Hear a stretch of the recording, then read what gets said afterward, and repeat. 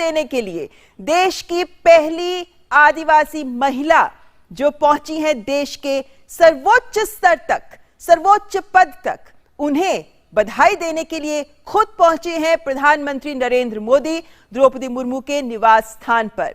Bharatiya Janata party के साथ जुड़कर द्रौपदी मुर्मू ने जो राजनीतिक सफर शुरू किया था उसको तय करते हुए वो पार्षद से ऊपर उठी, विधायक और उसके बाद राज्यपाल बनी और उसके बाद आज वो राष्ट्रपति पद के लिए चुनी जा चुकी हैं। जीत हो गई है उनकी स्पष्ट। और ऐसे में प्रधानमंत्री नरेंद्र मोदी और भाजपा अध्यक्ष जेपी नड्डा इस वक्त यहाँ द्रौपदी मुर्मू के निवास स्थान पर जो उन्हें आवंटित किया गया है, प्रधानमंत्री नरेंद्र मोदी पहुंचे हैं उन्हें बधाई देने के लिए। शैलेंद्र, ये हमारे लोकतंत्र की ताकत दिखाता है कि किस तरीके से जमीन पर कार्य करने वाली एक महिला को सर्वोच्च पद मिला और ये पल वाकई अनूठा है। देश के प्रधानमंत्री खुद पहुंचे हैं उन्हें बधाई देने। निश्चित तौर पर बनता और आज एक इतिहास बनता हुआ हम सब देख रहे हैं। आज एक इतिहास का गौरवशाली क्षण जब भारतीय लोकतंत्र में एक आदिवासी समाज से आने वाली महिला को सर्वोच्च पद हासिल होने जा रहा है। और हम जानते हैं कि आप सीधी तस्वीरें देख रहे हैं जब प्रधानमंत्री नरेंद्र मोदी पहुंचे हैं बधाई देने के लिए, साथ में बीजेपी के राष्ट्रीय अध्यक्ष जेपी नड्डा है। निश्चित तौर पर ये जो गौरवशाली क्षण है, आज जो गौरवशाली दिन है, पूरी दुनिया को भारत ने दिखाया है कि हमारे लोकतंत्र की जड़ें कितनी गहरी है। हमारा जो सबसे विशाल लोकतंत्र, सबसे पुराना लोकतंत्र, दरअसल वो दुनिया को दिखा रहा है कि किस तरह से यहाँ पर सभी समुदाय के, सभी वर्गों के प्रतिनिधित्व का ध्यान रखा जाता है और किस तरह से आदिवासी समाज से आने वाली महिला सर्वोच्च पद तक पहुंचती है। तो निश्चित तौर पर आज का दिन इतिहास में सुनहरे अक्षरों में लिखा जाएगा और हम उस इतिहास बनते हुए दिन देख रहे हैं। देश भर से जो तस्वीरें आ रही हैं वो आह्लादित करने वाली हैं, वो उत्साहित करने वाली हैं। शैलेंद्र, यहाँ पर हम दर्शकों को ये भी बताना चाहेंगे कि जब राष्ट्रपति चुनाव के आंकड़े स्पष्ट हुए जिन्होंने ये दिखा दिया कि द्रौपदी मुर्मू ही अगली राष्ट्रपति हैं देश की बन रही हैं, उसके बाद पहली बार इन दृश्यों के माध्यम से द्रौपदी मुर्मू मीडिया के सामने आई हैं जब प्रधानमंत्री नरेंद्र मोदी खुद उन्हें बधाई देने पहुंचे हैं। और जैसा कहा जाता है अभी तक वो बीजेपी की थी लेकिन अब वो देश की राष्ट्रपति बनने जा रही हैं।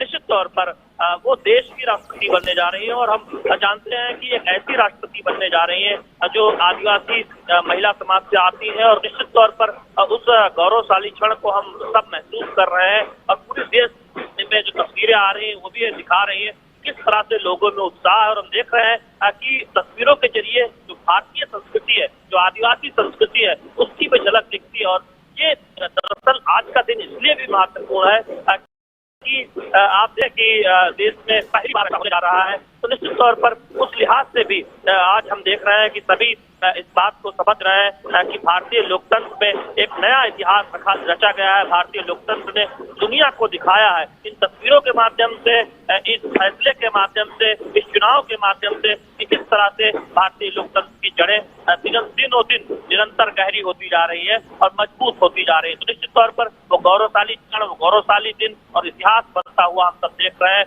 और उस इतिहास में जो तस्वीरें देश भर से आ रही है वो भी ये दिखाती है कि भारतीय समाज में, भारतीय लोकतंत्र में किस तरह से सभी को समाहित करने के, सभी को आगे बढ़ाने के, सभी को उच्च पदों तक ले जाने की क्षमता है और सबका साथ मिलता है, सबका समर्थन मिलता है। और हमने देखा कि न केवल एनडीए उम्मीदवार के तौर पर बल्कि एनडीए से ही तमाम दलों ने खुलकर समर्थन किया द्रौपदी मुर्मू का। और यही ताकत है हमारे लोकतंत्र की और यही ताकत है द्रौपदी मुर्मू जी के व्यक्तित्व की भी।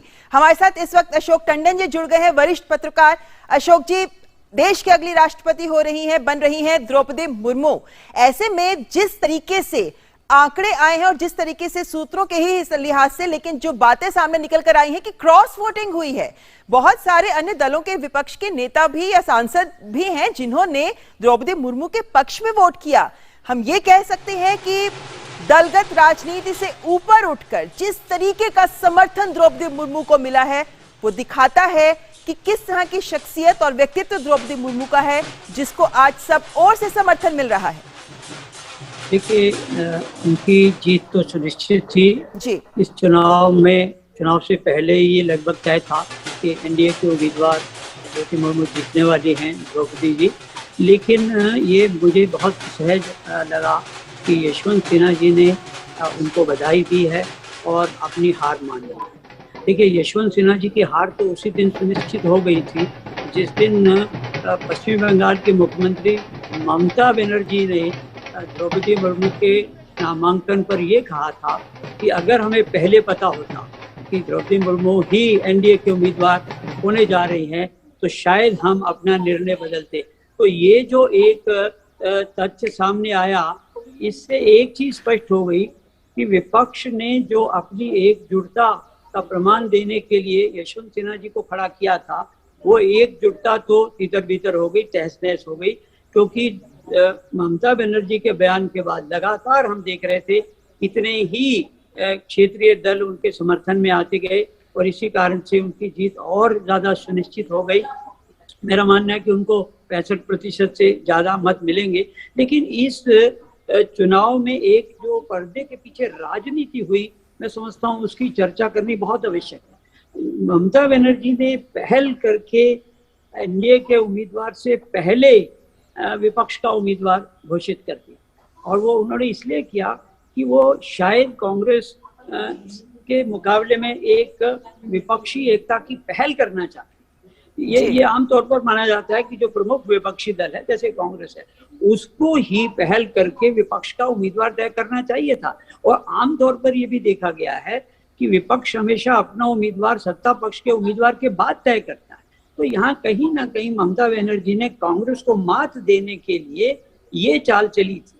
और दूसरी एक और चाल जो विपक्ष की एकता के नाम पर चली गई थी, मैं यशवंत सिन्हा जी का सम्मान करता हूँ, बहुत वरिष्ठ नेता हैं, लेकिन उनको विपक्ष का उम्मीदवार खड़ा करने के पीछे भी एक राजनीति थी कि आप भाजपा के पूर्व में रहे हुए नेता को आप अगर खड़ा करेंगे तो ऐसे कुछ ज्ञानवान लोग विपक्ष में इस तरह की रणनीति बना रहे थे कि शायद एनडीए में और मोदी खेमे में कहीं बिखराव दिख जाए और हो सकता है कि कुछ भाजपा के लोग भी यशवंत सिन्हा को मत दें। लेकिन हुआ पूरा उल्टा, भाजपा और एनडीए तो एकजुट रही लेकिन विपक्ष तितर बितर हो गया। तो ये जो पर्दे के पीछे रहा, मैं समझता हूँ कि कांग्रेस पार्टी ने ये जो पहल ममता बनर्जी को करने दी, ये एक बहुत बड़ी भूल थी। क्योंकि अगर कांग्रेस अशोक जी, आपने चूंकि टीएमसी की बात की है तो टीएमसी जाहिर है कि विपक्ष की एकता राष्ट्रपति चुनाव में तो खंडित नजर आई ही हमें, लेकिन उपराष्ट्रपति के चुनाव को लेकर भी ये जो विपक्षी एकता तार-तार होती नजर आ रही है, क्योंकि आज टीएमसी ने ये भी स्पष्ट कर दिया है कि वो उपराष्ट्रपति उम्मीदवार जो विपक्ष का है उनके भी समर्थन नहीं करेंगे। उन्होंने कहा है कि वो एब्सटेन करेंगे वोटिंग से। देखिए, यही चाल की ओर मैं इशारा कर रहा था। राष्ट्रपति चुनाव में विपक्ष की भूमिका में पहल करने का काम ममता बनर्जी करती हैं, कांग्रेस को नहीं करने देती। लेकिन जब उपराष्ट्रपति पद के लिए विपक्ष के उम्मीदवार को कांग्रेस पहल करती है तो बाकी विपक्षी दलों में से कुछ लोगों को तकलीफ हो रही है। तो ये दिखाता है पर्दे के पीछे। अशोक जी, एक मिनट आपको यहाँ पे रोकना चाहेंगे, क्योंकि राष्ट्रपति रामनाथ कोविंद ने भी श्रीमती द्रौपदी मुर्मू को बधाई दी है। उन्होंने ट्वीट संदेश के जरिए लिखा है, heartiest congratulations, best wishes to Shrimati Draupadi Murmu on being elected as the 15th president of India. तो श्रीमती द्रौपदी मुर्मू जो देश की राष्ट्रपति बनने जा रही हैं, उन्हें वर्तमान में राष्ट्रपति श्री रामनाथ कोविंद जी ने उन्हें बधाई दी है। देश की 15वीं राष्ट्रपति बनने जा रही हैं वो, और इसे लेकर राष्ट्रपति रामनाथ कोविंद ने उन्हें बधाई दी है। तो जाहिर है अशोक जी की ये बधाइयों का सिलसिला शुरू हो गया है और लगातार सोशल मीडिया के माध्यम से और व्यक्तिगत रूप से भी द्रौपदी मुर्मू जी के पास जाकर बधाई दी जा रही है। प्रधानमंत्री नरेंद्र मोदी खुद पहुंचे हैं द्रौपदी मुर्मू जी के आवंटित निवास स्थान पर उन्हें बधाई देने के लिए। इसके लिए गर्व की बात है, भारत के लोकतंत्र के लिए गर्व की बात है, हमारे संसदीय लोकतंत्र की परिपक्वता का नमूना है। पूरी दुनिया देख रही है कि भारत जैसा लोकतंत्र पंक्ति में अंतिम अंत्योदय, देश की समाज की पंक्ति में अंतिम व्यक्ति को भी सर्वोच्च स्थान दे सकता है। और ये हमारी लेकिन इसमें जो मैं पहले बात कर रहा था राजनीति की, वो विपक्ष की जो पर्दे के पीछे खींचातानी चल रही है कि पहल कौन करे, विपक्ष की भूमिका में तृणमूल कांग्रेस रहे या कांग्रेस रहे, ये एक पहलू है जिसकी ओर मैं समझता हूँ पूरे देश का ध्यान विपक्ष की ओर जाएगा कि एकता नहीं हो पा रही। लेकिन आज का दिन राजनीति का नहीं है, आज का दिन देश के लोकतंत्र को एक तरह से मैं समझता हूँ सल्यूट करने का दिन है, जिन्होंने इस प्रकार से एक सर्वोच्च पद, देश के कमांडर इन चीफ, 26 जनवरी के परेड में जो सलामी लेने वाली महिला, वो जो है एक आदिवासी महिला बन रही है। ये भारत और भारतवासियों के लिए बहुत सौभाग्य की बात है और ये हमारे देश के लोकतंत्र की परिपक्वता का एक बहुत बड़ा उदाहरण है, जिस पर सबको गर्व होना चाहिए। जी अशोक जी, क्या हम ये भी कह सकते हैं कि जिस तरीके से द्रौपदी मुर्मू जी को राष्ट्रपति के उम्मीदवार के तौर पर बीजेपी सामने लेकर आई, उसके चलते हम ये भी मान सकते हैं कि ये भी एक तरह की सशक्त राजनीति का उदाहरण प्रस्तुत करता है कि एक ऐसे उम्मीदवार को सामने लाया जाए जिसको हर ओर से समर्थन मिल सके। बिल्कुल, देखिए, राष्ट्रपति का जो पद है और उसका जो चुनाव है वो किसी तरह की विप से नहीं चलता है। पार्टी की जो नेतृत्व का निर्णय, ये एक अंतरात्मा की आवाज से कोई भी व्यक्ति वोट दे सकता है। और आज हमने देखा कि कई ऐसे जिन दलों ने समर्थन किया तो किया, लेकिन बहुत से ऐसे दल हैं, उसमें राष्ट्रीय दल भी शामिल है, जहां पर सांसदों या विधायकों ने पार्टी लाइन से हटकर एनडीए के उम्मीदवार को वोट दिया है। वो इसलिए कि समाज में जिस तरह से पिछड़ा वर्ग और बहुत ही निम्न वर्ग ये जिस तरह से वंचित रह रहा है, उसको किस तरह से हम मेन स्ट्रीम में लाएं। और जितनी भी नीतियां बन रही हैं मोदी सरकार की, उसमें सभी वर्गों